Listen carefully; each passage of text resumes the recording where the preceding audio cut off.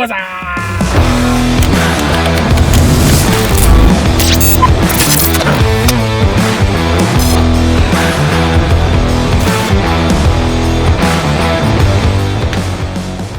Let's talk about gear. Starting out on YouTube and filmmaking in general, I had next to no money to spend on gear, and so I just accepted that my work would be of a lower quality because of it. Shut up! But eventually I realized that if I got creative enough with the gear that I did have, I could still make the best possible quality videos that I could make at the time. Even still, there were plenty of things that I really did need gear for, or at least that would make my life a lot easier if I had it, such as a nice studio light instead of using window light. Window light is great though, don't sleep on window light. So to expand the number of things I could do and to make my life easier, I started to slowly accumulate the cheapest gear that I could find. So let's take a look at it, shall we?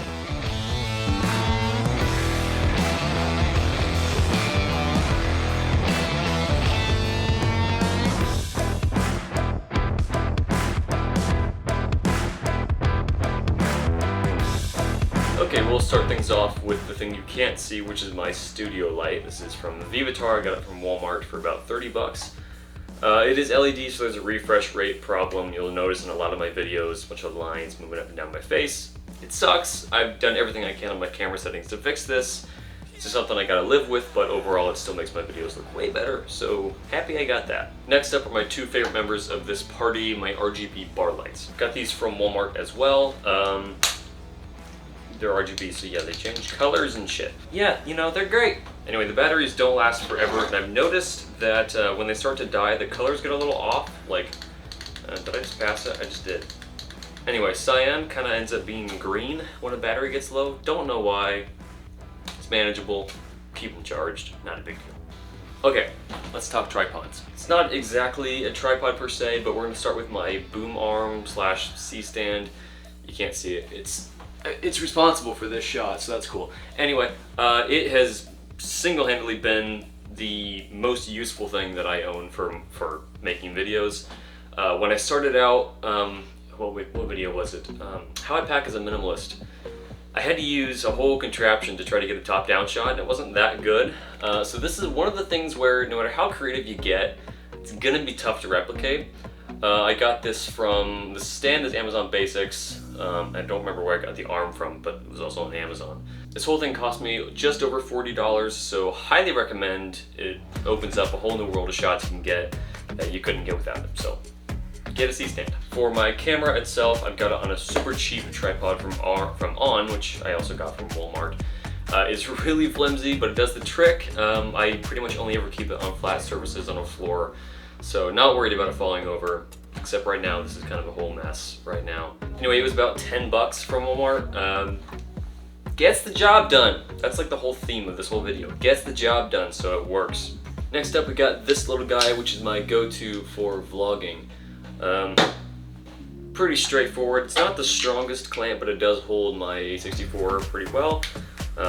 There's a phone mount for it as well, but I haven't been using that lately, so it's just your normal camera thing.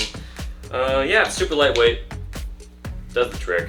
Don't know where I got it from, don't know how much it costs. I'm guessing in the range of 15 from Amazon somewhere. There's a better version of this. I'll put the text for it on screen now. Recommend getting that one, but just have one of these handy because it's super easy. Yes, it works great for vlogging, and you have a little tripod that you can stick pretty much anywhere.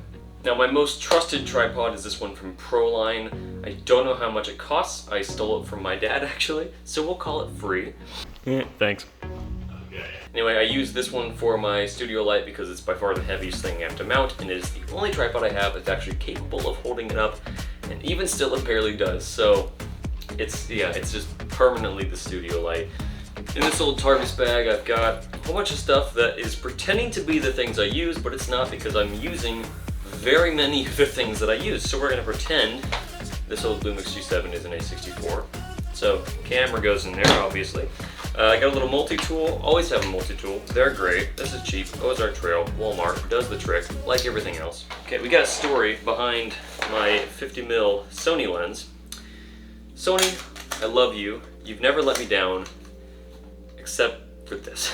I've treated this lens with more respect than you could possibly treat something it might as well have lived on a cloud its whole life, and yet the autofocus stopped working. It's a software issue, I'm pretty sure, because if it's in video and I'm shooting, you know, vlog style, it'll kind of focus if it sees a face, so it'll recognize a face barely, but it won't focus on anything else. I've looked into it as much as I can't figure out what's wrong, but while it worked, it was great. So I don't use this anymore. It's why I don't do much photography at the moment. I've got to either, you know, use the warranty if I stop being lazy, or be lazy and buy a new one. I'm shooting on a 0.24mm lens right now from Rokinon? I'm gonna say Rokinon. So you can't see that, but it's there. Microphone, also using that mounted on my camera on a hot shoe. This is the dead cat, just pretend that's the microphone. For the microphone, I'm using the, what is it? I don't know. It's the Movo VXR10. It's a lot like Rode's small microphone.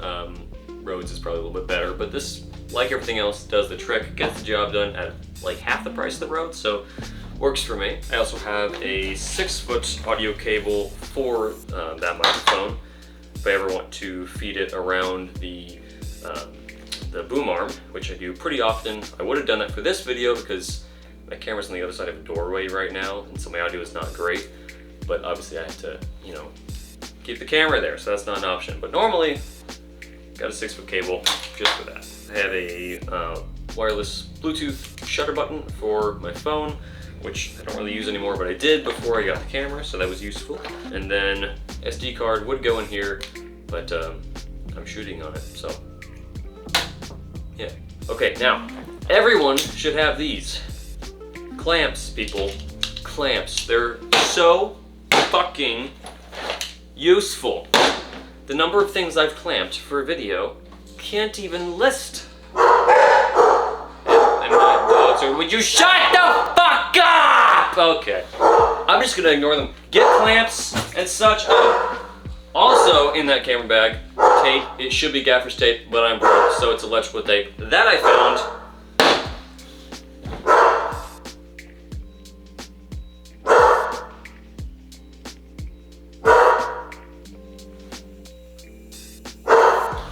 Okay, wrapping this up with a few tech/miscellaneous items that I couldn't make videos without.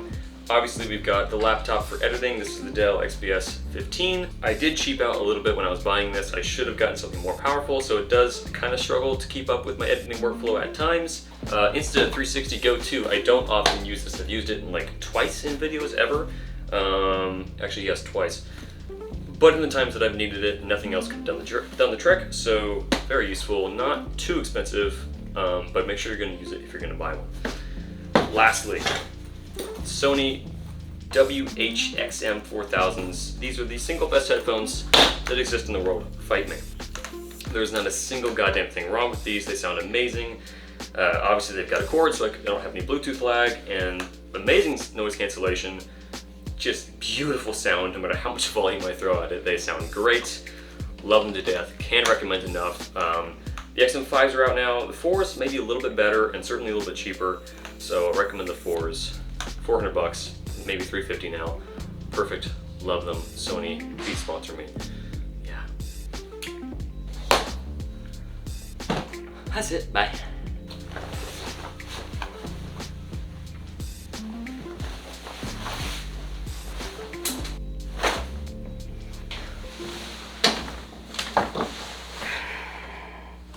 So yeah, that's all my gear. I don't use all of this stuff in every video, of course, but I do use all of it over time, if that makes sense. My main point that I'm making in this video is that cheap gear, as long as you treat it right, is still gonna last a pretty long time. And if you're starting out and don't have a whole lot of money to spend on this sort of thing, cheap gear is not a bad way to go. It gets the job done and it will last fairly long, at least long enough until you're at a better point financially to get some higher end gear. I sincerely hope my face has not been blown out this whole time. You've been blowing me out? That sounds kinky. Wow. Oh man, I feel like wow. Anywho, if you found this video helpful, entertaining, whatever, it only takes a few seconds to let the algorithm know that I'm doing a good job. So, you know, like button. But if I've wasted your time, you can go ahead and crush my soul and hit the dislike, fuck off, by hitting the dislike button if that's what gets you going. For a closer look at how I make my videos, check out this video here on how I leveled up my videos by at least tenfold to increase my audience retention. Thank you so much for watching, and I'll see you next time.